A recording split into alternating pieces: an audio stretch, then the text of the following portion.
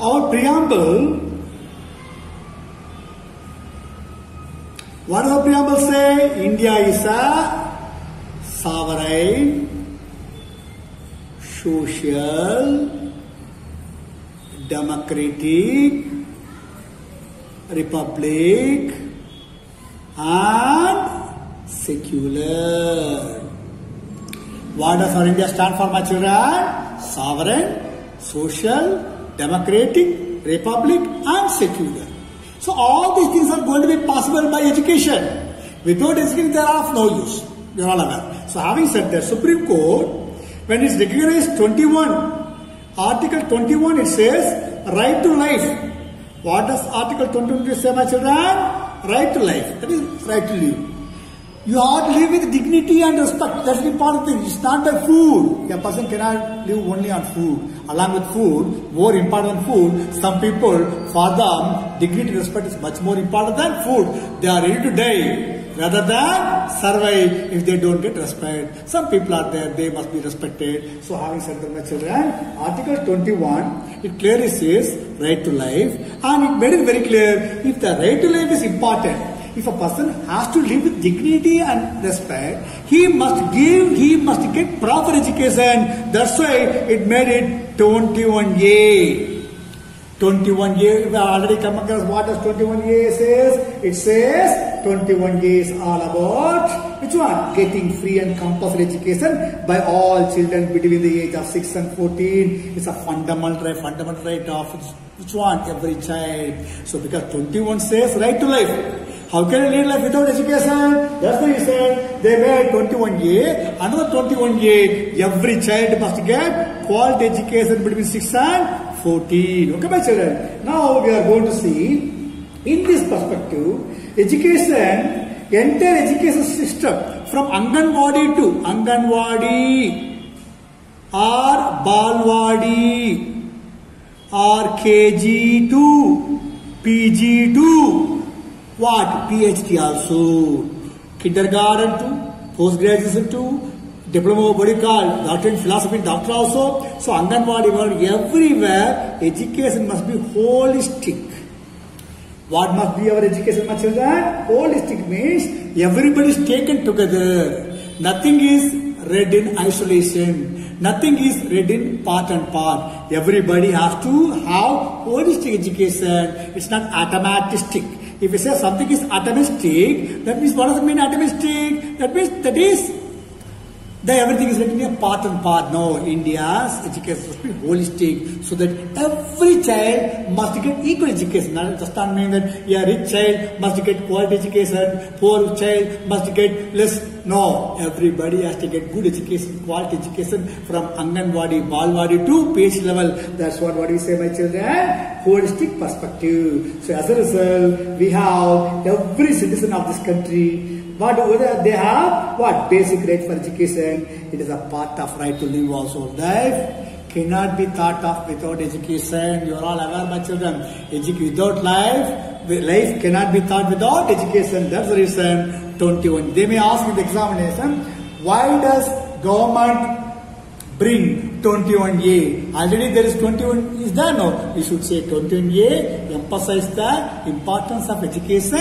If education is not attained by everybody, the purpose of living on the earth is not going to be complete. It is going to remain incomplete. So that's the reason 21A is added. It must be told, it must be remembered, my children. So inequality in opportunities in education and the right to do to regulate is very inequality. Even education also. Lot of inequalities because poor people cannot afford what high-end school. Rich people alone can afford high-end school and they have their own way of learning. So this is something, lot of inequalities. So there must be a gap. That gap must be bridged. As a result, what happened? Economic standards, different economic standards. Suppose children from rich, they will be able to get quality education, whereas children from poor community, they are not able to get proper education. So government must put in a lot of efforts to eradicate unequal opportunities in the field of education with the help of constitutional provisions. Every child is important. No matter what, whether the child is Hindu or Muslim or Christian, Parsi, every child is going to be an asset of every country. So we are keeping this in mind. The government should come forward to give quality education to everybody. That is the motto of every government for my children. Next we are going to see gender inequality. What are you going to, my children? Gender inequality. What is gender? Already we have come across. Gender means masculine gender, feminine gender. Masculine gender is all about what? Patriarchal society. Patriarchal is all about what? Where man will be given most patriarchal or patriarchal. Man will be given more importance than what? Women. Whereas you must have come across states like Kerala or Manipur where women are given more importance than men. That's called matriarchal society. So matriarchy and patriarchy, but generally 90% everywhere you can find patriarchy dominating matriarchy. This is what gender inequality. So now gender equality also, because of this gender equality, there are a lot of social inequality also.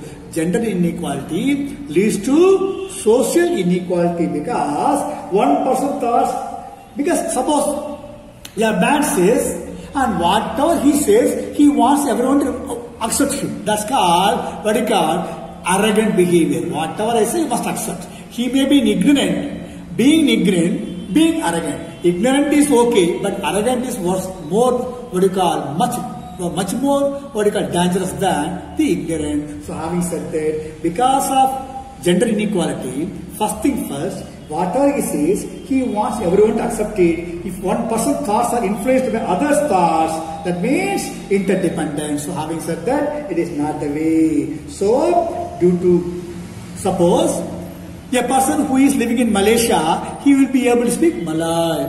A person who is living in Kerala, he will be able to speak Malayalam. Because the rich acquisition environment matters. What matters, my children? Acquisition environment matters. So, when you are going to be surrounded by honest people, you are going to be honest man. When you are going to be surrounded by all the evil-minded people, obviously you are going to turn out to be an evil man. So, having said that, influences are happening because of the family members and neighbors. Family members in a family, if parents and siblings, if they behave properly, things will be okay. In schools, teacher, they do their job properly. Okay, suppose, generally they say, if the top is clean, whatever trickles down will also be clean. Whatever trickles down will also be clean. If the top is clean, whatever trickles down will also be clean. If the children, they get influenced by two factors. One is at home parents and siblings, at school teachers. If these two things are perfect, obviously children will be having a fantastic environment. So that must be remembered, my children. So motivation issues. So education, girl or boy, must be given social star of life.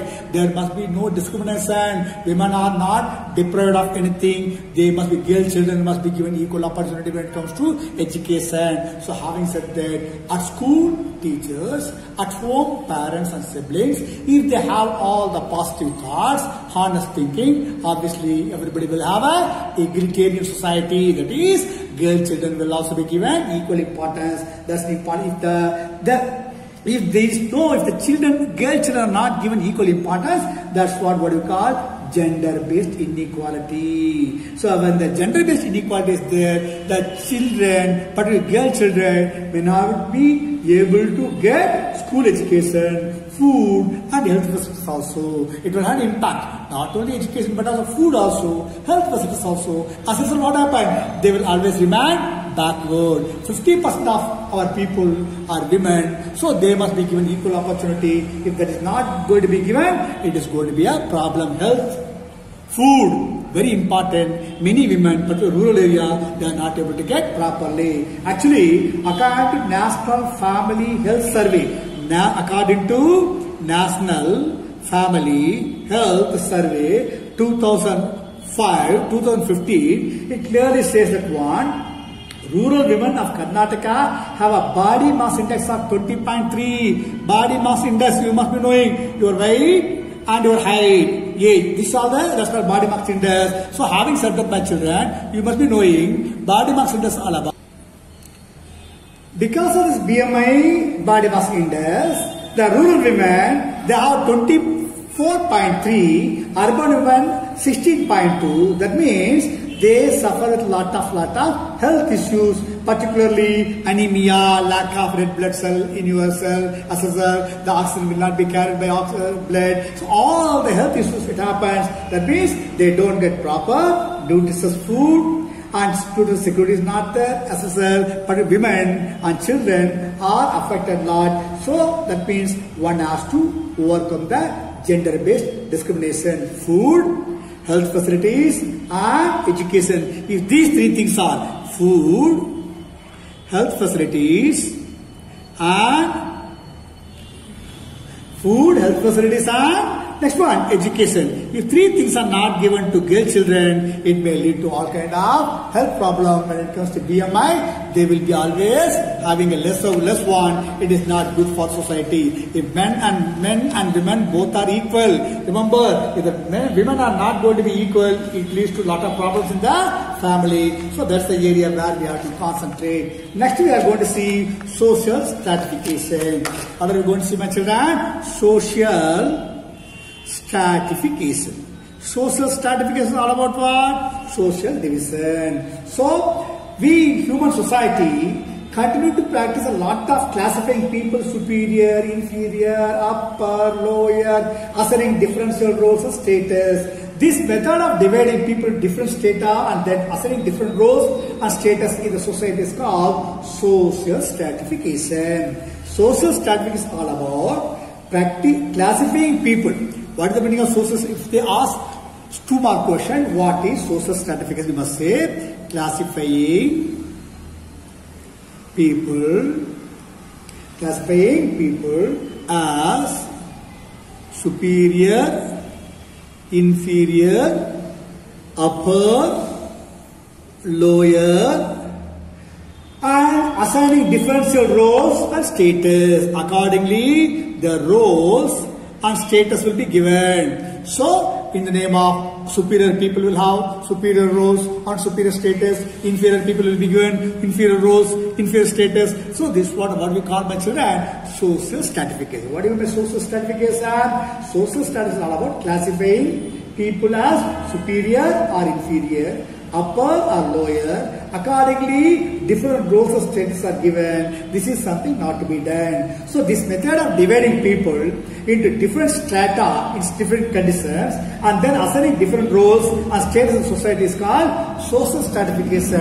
It is not good because every human being is born free and every human being at the time of birth ignorant only. Over a period of time, he acquires knowledge through education, and after he has to lead a equal life. That does not happen because of the division of superior, inferior, upper and lower, and we give differential roles, different status. These are all man-made barriers. This is something to be overcome. Now we are going to see what are the futures of social stratification. Social stratification is in nature, because always in nature, because importance. Now, for example, a person's status is not fixed on the physical status, height, beauty and strength. See, a person's status is, suppose some people may be very short, but they may command a lot of respect. Some may be stout, taller, handsome, but whereas they won't have any status at all. So, a person's status does not depend on height, beauty or strength. It's based on education, income, profession, skill and other status. That must be understood, my children. Social stratification is an important thing. First, they are in social nature. They are in social nature. Under the social nature, a person's status does not depend on the physical traits. What are the, my children? Physical traits. What are the physical traits we are going to see here? Physical traits are about height or beauty, or one more you can say strength. They are not going to be the barometer. They are not going to be the barometer. So what is going to be parameters here? Here only about a person status will be improved because of his education. If you have education, everybody will salute you. And if you have income through your education, and your profession is really respectable profession, education, income, profession, and you have a lot of skills, special skill you have developed because these are skill and other social traits and other social traits. If you have all these are all the important indicators for a person who will be respected. So in a society, a person will be respected not because of his physical traits like height, beauty or strength. He will be respected only because of his education, income, profession, skill and other sources, no matter what. Whatever you are ugly or handsome, it makes no difference as long as you have good education. And because of education, you are able to get income. And because of income, your profession keeps moving up. And you have developed every day, you learn new skills. As a result, you have lot of social traits. Means what? Honesty, uprightness, straightforward, and you are a go-getter. If you have all these social traits, obviously, you will be able to overcome social stratification. So a person should not be judged by the color of the skin or height or weight or beauty. He must be judged by the content of the character. What my children? If the content of the character depends upon education, that must be understood. Next one we are going to see social stratification universal. It's not no country is immune. Every country is affected by this one. So social stratification. Let it be in America. You must have come across recently George Floyd, who was a black man. He was killed literally by asphyxiation. So it led to all kind of violent activities. So social stratification, because what was his crime? He was born into a black color. Just because someone is black, are you going to kill everybody? So this kind of racial nature, it happens everywhere. As I said, it is universal, means all over the world. What is the meaning of universal, my children? All over the world. So wherever human society exists, social stratification exists based on the division of labor, profession, income and sources. So social status is universal. Why does it happen? Because wherever human society, there you can find human social stratification based on what? Division of labor. What is division of labor? First one, division of labor and dignity of labor. Dignity of labor is all about dignity of labor. What is dignity? Any job you do, ultimately everybody makes money. You may be a cobbler or a sweeper or a teacher. Everybody makes money from doing something. So that's called what you call dignity of labor. Whereas division of labor means someone is a carpenter.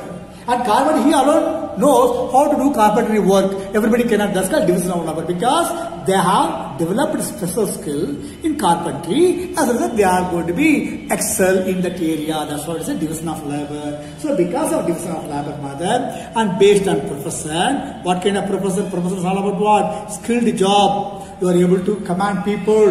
Now you will be able to be in a better position to offer many good things to other people. That's called profession. Third one, income. So because of education, because of good profession, because of division of labor, because of what you call income and other social traits, it happens. If these things are not found in somewhere, they are not kind of social inequality stratification be found. So social stratification, universal in nature, that means it is not only confined to India or Karnataka, it's all over the world. Factors are, what are they? What do you call? Division of labor, profession, income and other sources.